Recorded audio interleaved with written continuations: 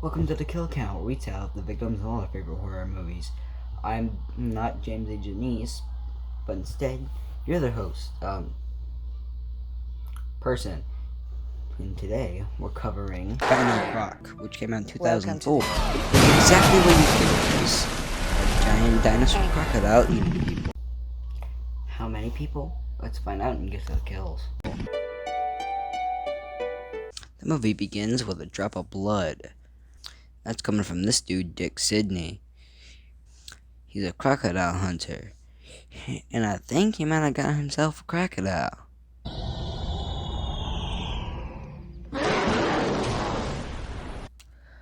But if you like Dick, don't worry about it. He's fine.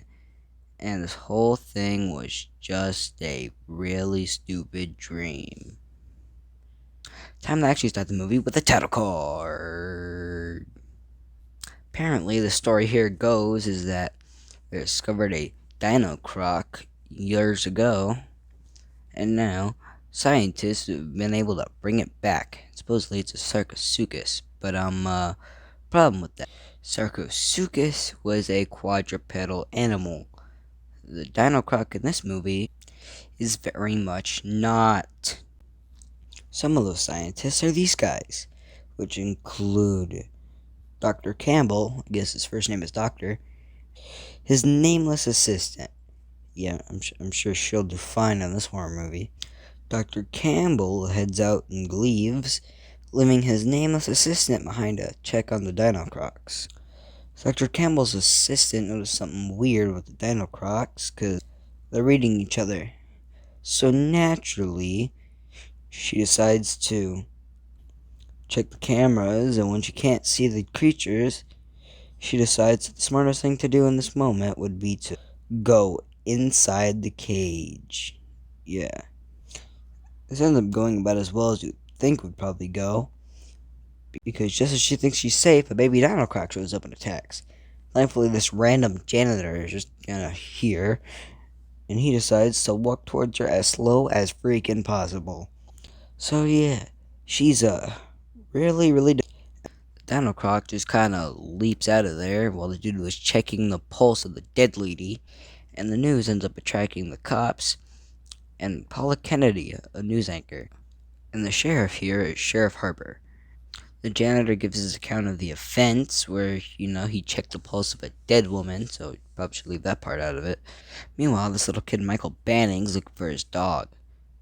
And as a vet pulls over, she asks him about his dog. She says her name is Diane, and Michael tells him all about his dog, Lucky, who only has 3 legs. And when he mentions Tom Banning is his brother, Diane's interested because she knows the guy. We meet this dude, Edwin Danders, who is really interested in catching the Dinocroc, but he gets put down by Paula and Dr. Campbell, saying, "Don't worry, she's got her own guys to handle this. In fact, all he's got to do is feed the thing."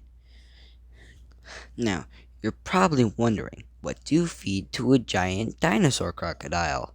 Well, it's very simple, actually. Dogs. You feed it dogs. Dogs like Lucky, which is Michael's dog. Speaking of Michael, he just got home, where Tom's there.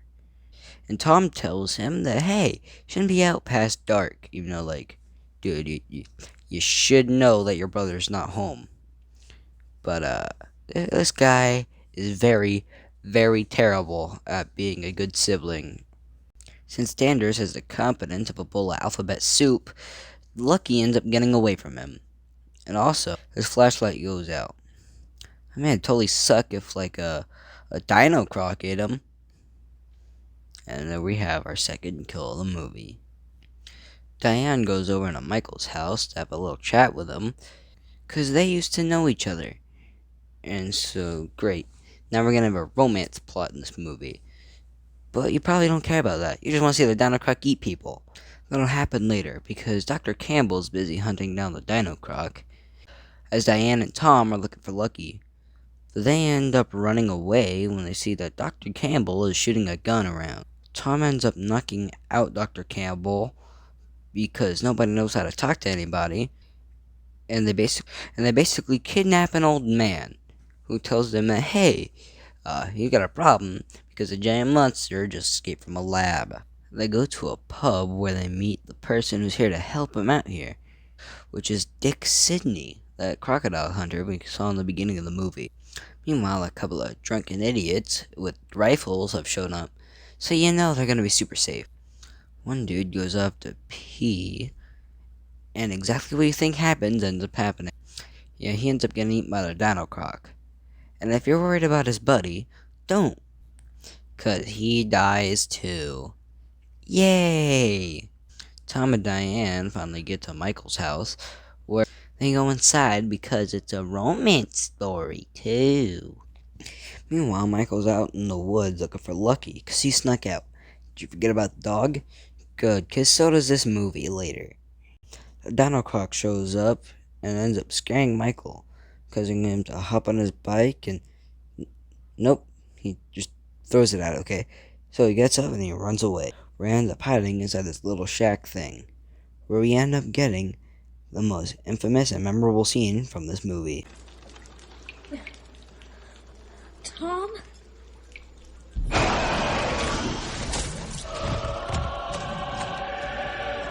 Like crap, little kid got decapitated, but like nobody will care in this movie apparently.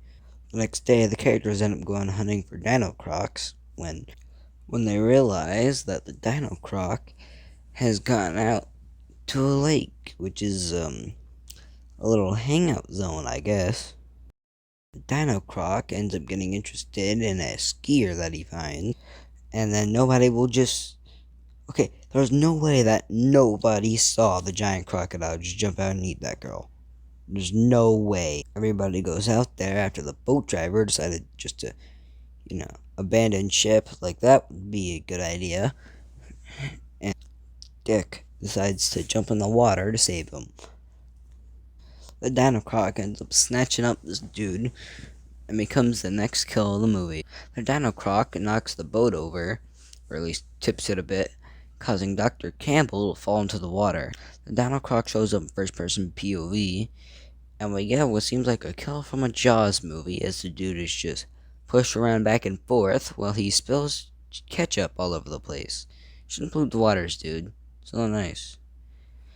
After he becomes a big old puddle of Kool-Aid, the characters just barely ever care about it after now. Yeah, so the giant prehistoric crocodile showing up and killing 3 people gets the news and the media to show up, which is clearly not a good thing, I guess. So the cops are sent out to go capture the Dinocroc. See, all the cops go out to the swamps where the Dinocroc is, and Dinocroc just shows up and just kind of kills them all. Like they all have guns, and they're all facing every direction, and the Dinocroc still manages to kill all of them. And it's not like it just snatches up some; it kills all of them. And this is the last time any of the police officers in the movie alive. So I guess I'm gonna have to put them all on the list. The sheriff and one dude end up surviving, and they end up taking Diane and Tom into custody. I mean, they should probably take Tom into custody for child abuse, I guess, because like he literally he just realized that his brother was dead.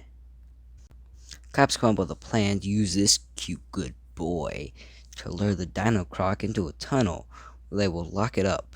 Diane and Tom must be members of NWA because they say fuck the police and just leave. They're held there under jurisdiction of the law and they just get up and leave. Yeah, that makes sense. The plan ends up working as the Dinocroc is lured into the cave and it's closed off inside. Nothing wrong with their plan now, except Paula Kennedy, who just opened the door to walk in and get an interview for the news. Exactly what you think would happen happens, because when you go into an area with a Dinocroc, it's probably going to eat you. So now they need another plan to take down the Dinocroc. Tom's master plan of just piss it off with fire doesn't exactly work. So they need something to kill the Dinocroc.